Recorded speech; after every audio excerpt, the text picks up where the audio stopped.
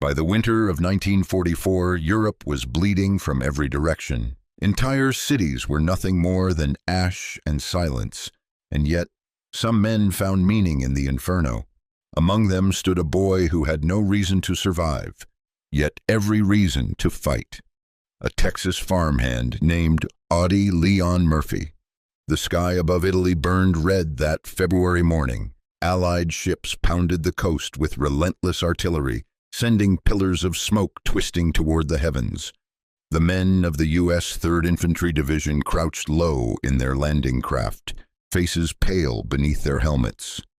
And somewhere among them, 5'5", barely 100 pounds, stood Murphy, clutching his rifle like it was the only thing that tethered him to the world. He was 19 years old. The ramp dropped. Bullets ripped across the surf. The men charged forward, boots vanishing into the surf and sand, swallowed by chaos. For most soldiers, this was the beginning of terror. For Audie Murphy, it was the beginning of legend. Years earlier, that legend had seemed impossible. Murphy had been born into dust and hunger, June 20th, 1925, the heart of rural Texas. The son of a sharecropper and one of 12 children, his world was made of cracked soil, sweat, and silence. His father was rarely home. His mother, the fragile anchor holding their family together, died when Audie was just 16. He left school to pick cotton for $1 a day, trying to keep what remained of his family alive. Then came Pearl Harbor, December 7th, 1941. And for Murphy, a new kind of purpose. The war wasn't just a call to serve. It was a way out, a chance to become something more than a forgotten boy from a forgotten town. He tried to enlist the very next day. The Marines turned him down for being too small. The Navy followed suit. Even the Army hesitated until June 30th, 1942, when they finally accepted him full. His medical record listed him as 5 feet 5 inches, 112 pounds, of slender build. To the men around him, he looked like a kid pretending to be a soldier. They called him Baby. But behind that boyish face was something most men never carried, a will to fight that bordered on madness. Training turned Murphy from a farmhand into a fighter. He shot straighter than anyone in his unit, moved faster, learned quicker. By early 1943, he was sailing for North Africa with Company B, 15th Infantry Regiment, the Rock of the Marne. It was a name with history, forged in the trenches of the First World War, and now it would forge him. North Africa was a harsh, alien world, the sand, the heat, the endless horizon. There, Murphy learned his first truth of war, that fear never leaves you. You just learn to move with it. From the deserts of Tunisia to the rocky hills of Sicily, he fought quietly, efficiently. No bravado, no speeches, just action. When his unit landed at Salerno in September 1943, it was chaos. German machine guns ripped through the waves of American troops trying to establish a foothold. Pinned down and nearly surrounded, Murphy grabbed his rifle and crawled forward through the dust and gunfire. He took out the nest alone, a single man silencing a weapon that had stalled an entire platoon. When the smoke cleared, he was covered in dirt and blood. His commanding officer just stared and muttered, "Who the hell is that kid?" That was the first time Audie Murphy was mentioned in a report, and it wouldn't be the last. By early 1944, he'd become a sergeant, leading men twice his age through the nightmare of the Anzio beachhead in Italy. The air there was thick with cordite and rot. For months, Allied troops had been trapped, pounded day and night by German artillery. The mud swallowed men whole. Disease stalked the trenches as relentlessly as the enemy. Murphy had already been hospitalized once for malaria, but he refused to stay away from the front. The moment he could stand, he rejoined his men. They needed him. And in truth, he needed them. March 2nd, 1944, near the Mussolini Canal. 20 German tanks were spotted advancing through the night. From his observation post, Murphy called in artillery fire. His voice calm, precise, as shells exploded across the landscape. When one of the tanks was disabled but not destroyed, he knew what would happen next. The Germans would try to recover it under cover of darkness. So he went out to finish the job himself. He led a patrol of 8 men into the moonlit fields. They moved like ghosts, crawling through the mud toward the wreck. When the Germans returned, the air lit up with tracer fire. Bullets snapped through the night as Murphy crept within 50 yards of the tank, pulled the pin on his rifle grenade, and fired. The explosion tore through the hull, and the machine was silenced forever. He brought his men back alive, every one of them. For that night's work, he earned the Bronze Star with Valor device. But medals never mattered much to him. What mattered were the men who didn't make it back.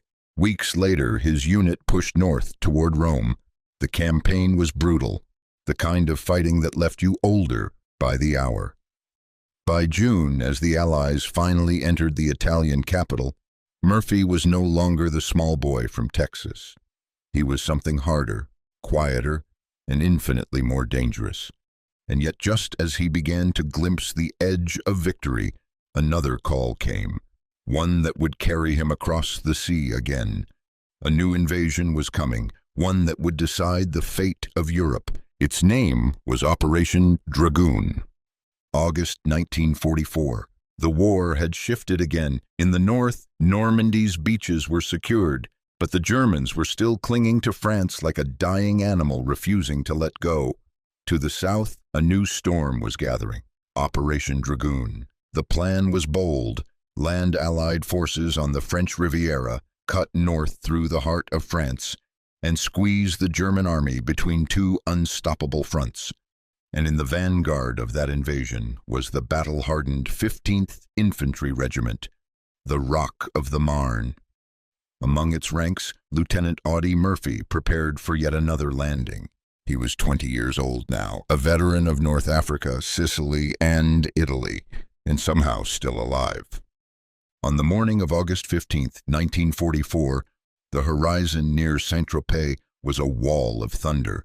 Naval guns roared, aircraft screamed overhead, and the sea boiled with the power of invasion. Murphy's landing craft lurched forward, slamming through waves that glittered under the firelight. As the ramp fell, the men surged into the surf, rifles raised, boots sinking into the sand of southern France.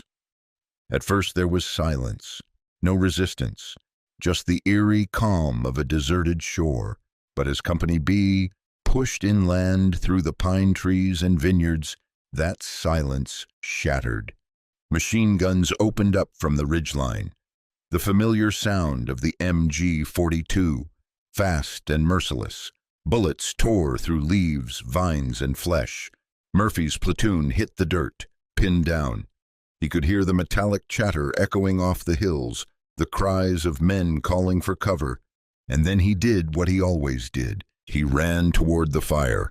Murphy dashed back through the chaos to find a light machine gun team, grabbed the weapon himself, and crawled back to the front. He set up the gun in the open, bullets striking the ground inches from his elbows, and returned fire. Short, deadly bursts that ripped through the German nest. Beside him was his closest friend, Private Laddie Tipton. They'd fought together since Sicily. Brothers forged in the same hell, but war doesn't keep promises. As they advanced, a white flag appeared above the enemy trench. Tipton rose to accept the surrender and was cut down instantly by a burst of fire. Murphy froze.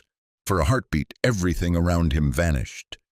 The sound, the smoke, the world itself. Then rage took over. He charged alone toward the hill, firing as he ran. Grenades exploded around him. Bullets sparked off stone and metal, but he didn't stop. When it was over, 6 Germans lay dead. 5 more surrendered, and the enemy's position was destroyed. The hill, a critical strongpoint, belonged to Company B. The official report called it extraordinary heroism. Murphy called it revenge. He would later say, "I won the medal, but Laddie, the bravest man I ever knew, won only death." The Distinguished Service Cross pinned to his chest meant nothing to him. The hole left by his friend would never close. From that moment, Murphy changed. Something in him hardened, burned clean. He became a man consumed by duty, volunteering for every dangerous mission, scouting ahead when others hesitated, moving with the kind of reckless calm that only those who have accepted death can possess. But death didn't want him, not yet. In September 1944, as the 15th Infantry pushed north through France, Murphy's luck nearly ran out. He was on a road near Besançon when a German mortar round exploded beside him. The blast threw him to the ground, shredding his ankle and killing the men beside him. When he regained consciousness, he was sitting beside a smoking crater, his carbine snapped in two. His head rang, his mouth tasted of metal and ash. He couldn't hear, just a dull hum inside his skull. But even then he refused evacuation. He wrapped his leg, grabbed another rifle, and limped back to the line. That stubborn defiance became legend among his men. Murphy doesn't die, they'd say. He just reloads. By late September, his unit was fighting through the Vosges mountains, dense forests, cold rain, and German resistance that refused to break. The landscape was as deadly as the enemy. Slick slopes, hidden bunkers, mines underfoot. The 15th Infantry was advancing through the Claret Valley, a narrow route choked with machine guns and artillery. The Germans had turned every quarry, every hill, into a fortress. The men moved yard by yard, bleeding for every step. On October 2, 1944, during a reconnaissance near the Claret Quarry, Murphy and his commanding officer came under sudden fire. A German machine gun nest less than 30 feet away. Without hesitation, Murphy crawled forward alone, pulling 2 grenades from his belt. He rose to his knees, a target in the open, and hurled them into the nest. The explosions killed 4 Germans, wounded 3 more, and silenced the gun. When he returned, he was dragging the captured weapon over his shoulder like it weighed nothing. He was 20 years old and already carried more scars than most men earn in a lifetime. For that day, he was awarded the Silver Star. 4 days later, he earned another. October 5, 1944, near Lomet, France. Under blistering fire, Murphy carried a field radio forward across 200 yards of open terrain. Bullets sliced through the air around him, close enough to tear his jacket. Lying flat in the mud, he directed artillery fire on the enemy positions for over an hour, killing dozens and breaking the German line. When he finally returned to his men, shaking from exhaustion, someone asked how close the fire had come. He just smiled and said, "Close enough to make me pray." His courage was undeniable, but the toll was visible. He'd been wounded, burned, fevered, yet refused to stop. His commanding officer, Colonel Keith Ware, recommended him for a battlefield commission. Murphy resisted. He didn't think he was educated enough, didn't think a poor farm boy could lead men as an officer, but the Army thought otherwise. On October 14, 1944, Staff Sergeant Audie Murphy became 2nd Lieutenant Murphy of Company B, 15th Infantry Regiment. He was 20 years old and already a hero of 3 campaigns. The next winter would test him like never before. The war was nearing its end, but for Murphy, the worst was yet to come. The snow was falling over France, and the German army was far from finished. Somewhere beyond the tree line, engines rumbled, the prelude to one of the most extraordinary stands in the history of modern warfare. Excellent. We now move into Part 3, the Inferno at Holtzwihr, the climactic centerpiece of the documentary. Tone: cinematic, raw, emotional, and historically precise. Length: approximately 1,100 to 1,200 words. Focus: January 1945, the Vosges Mountains. Murphy's defining moment, his Medal of Honor stand, and the cost of becoming a legend. January 1945. The war in Europe was supposed to be nearing its end. Hitler's empire was collapsing, the Allies had crossed into France. and yet the killing never stopped. The German army, wounded and desperate, lashed out with the fury of an animal cornered. The Battle of the Bulge raged to the north, while in eastern France, the snows of the Vosges mountains turned red with blood. It was there, near a quiet village called Holtzwihr, that the 15th Infantry Regiment dug in, frostbitten, half-starved, and exhausted beyond words.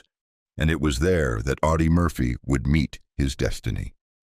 By the end of January, Murphy's company, once more than 120 strong, had been reduced to just 40 men. The ground was so hard they couldn't dig proper foxholes. The air reeked of smoke, mud, and death. Murphy, now a lieutenant, knew the truth. If the Germans attacked in force, they wouldn't survive. He was 20 years old, commanding a handful of men in a position no sane soldier would hold. January 26, 1945. The day began with an unnatural stillness, the kind that soldiers learn to fear. Then came the sound that froze every man where he stood.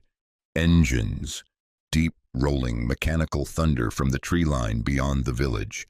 German armor. Murphy lifted his binoculars. Through the snowfall he saw them.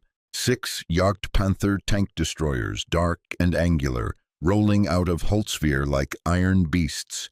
Behind them, nearly 250 German infantrymen, white-cloaked against the snow, rifles slung low, advancing in a long, unstoppable wave. He grabbed the field telephone and called in artillery. Calm, steady, his voice cutting through the chaos. Fire mission. Range. 800 yards. Enemy armor advancing from the east. Within seconds, the fields erupted in fire. American shells screamed overhead, bursting among the German ranks, but still they came. The tanks lumbered forward, shrugging off explosions, their guns sweeping across the tree line. Murphy turned to his platoon sergeant. "Get the men back to the secondary line. Go!" He stayed behind. The first tank destroyer, an M10 Wolverine positioned on the road, took a direct hit. Flames poured from its turret. The crew bailed out, some on fire, collapsing in the snow. The second M10 tried to reverse, but its tread slipped into a drainage ditch and jammed. Its gun pointed uselessly toward the ground. In minutes, the company's only armor was gone. German infantry surged forward, shouting, firing automatic weapons, shells exploding all around. Murphy's field phone crackled, the artillery officer asking if he still had eyes on the target. He did. He was standing right in front of it. For the next hour, he directed artillery fire alone, his boots half buried in snow, the phone cord draped across his shoulder. Shells whistled overhead and detonated just beyond his position, close enough to shower him with dirt and fragments. He adjusted every shot, whispering into the receiver, "Left 50. Fire for effect." Men around him were dead or gone. He was completely alone on the line. Then the artillery ceased, the guns out of range, the line overrun. The enemy was less than 100 yards away. Murphy looked behind him. The burning M10 tank destroyer was a furnace, its ammunition cooking off in dull, rhythmic thuds. Smoke poured into the sky. And then he did something no one could have imagined. He climbed onto the burning tank. He yanked the .50 caliber machine gun from its mount, braced it against the twisted steel, and opened fire. The heavy weapon roared, cutting down the German infantry like wheat before the scythe. Bullets sparked off the tank's armor. Shrapnel screamed through the smoke. The flames licked at his legs.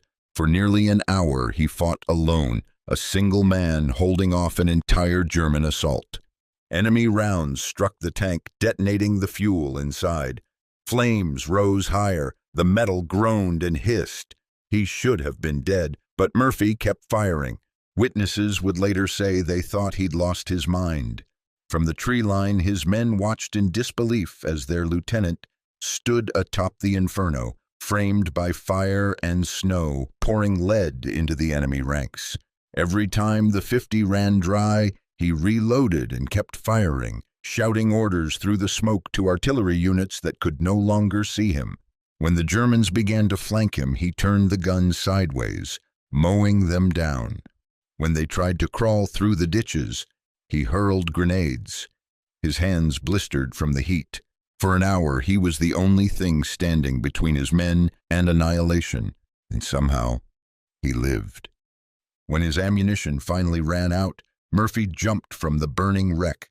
Limping, half-deaf, his face streaked with soot and blood. He grabbed his carbine and continued firing as he fell back toward the tree line, rallying what remained of Company B.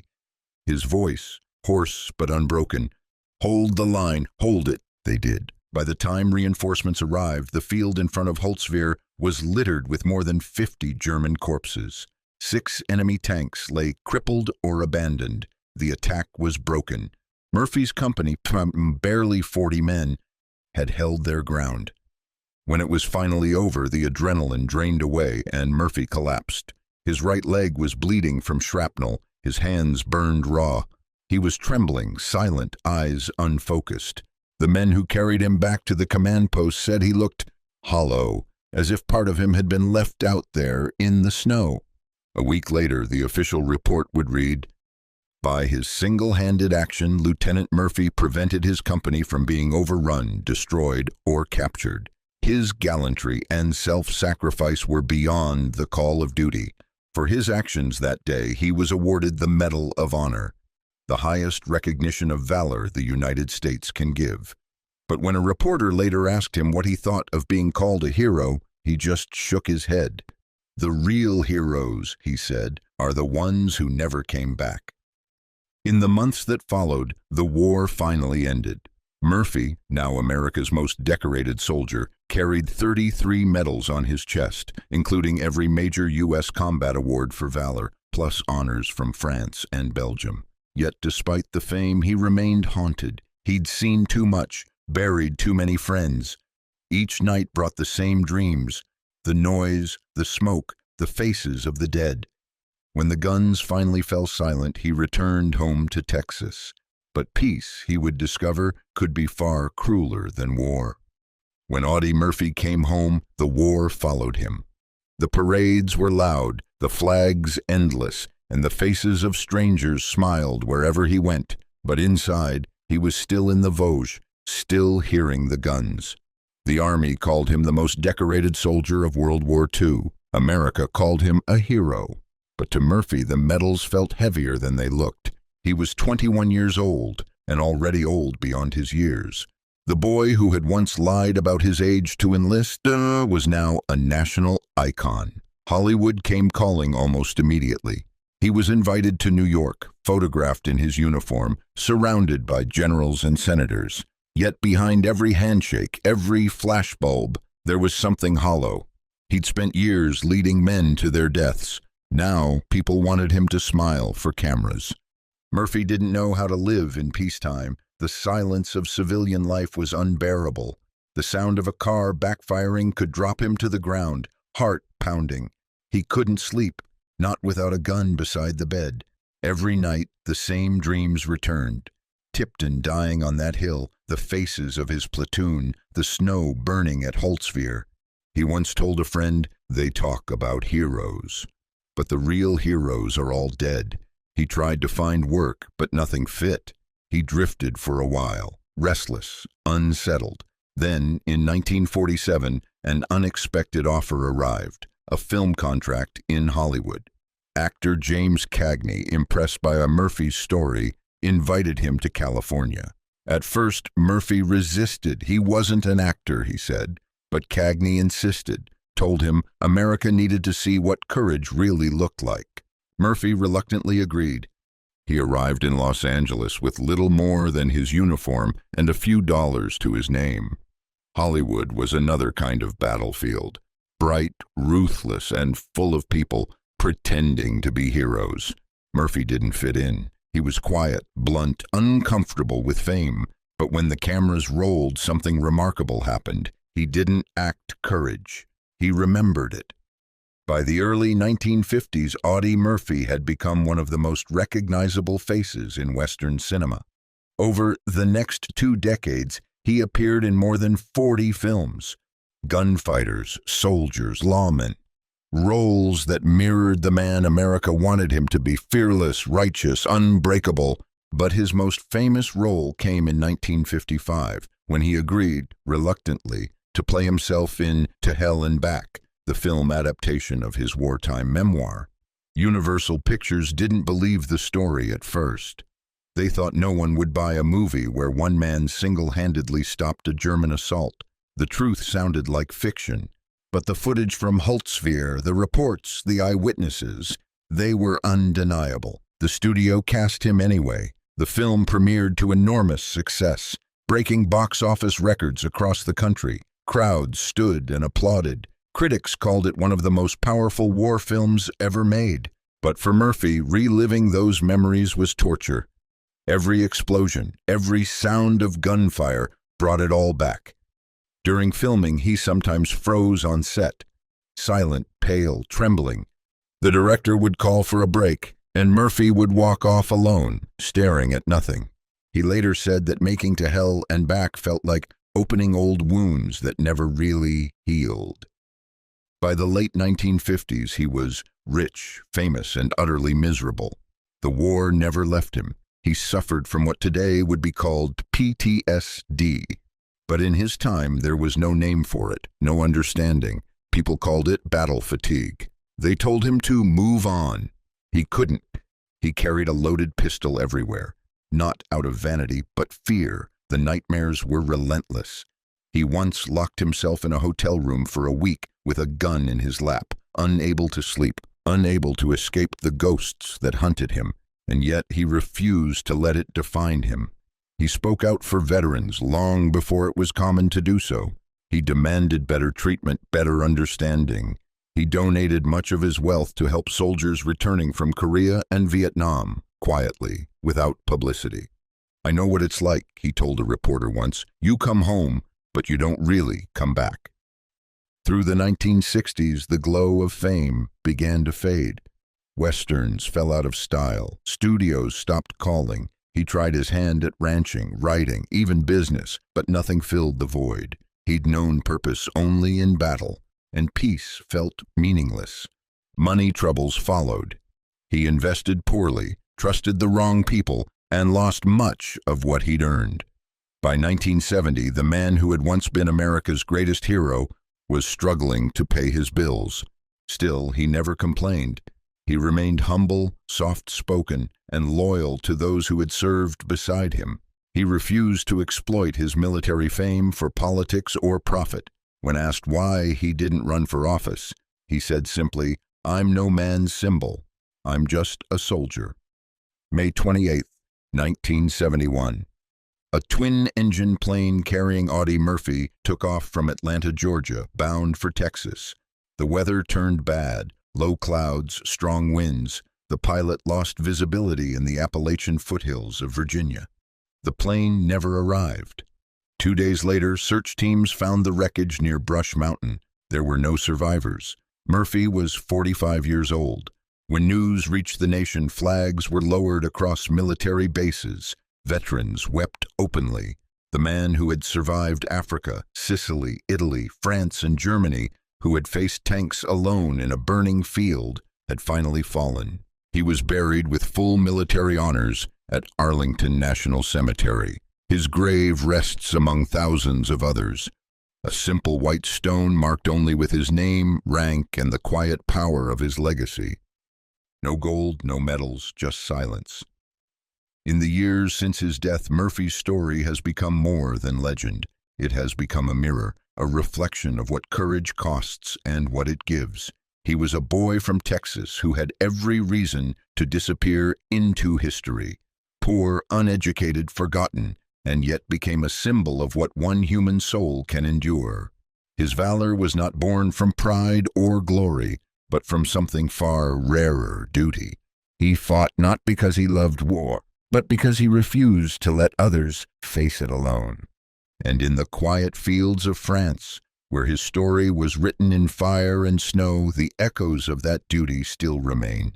In the rusted helmets, in the shattered trees, in the silence left behind. I would say about Audie Murphy, some men are remembered for the medals they wore, others for the weight they carried. Audie Murphy carried both and bore them with the heart of a man who never stopped fighting.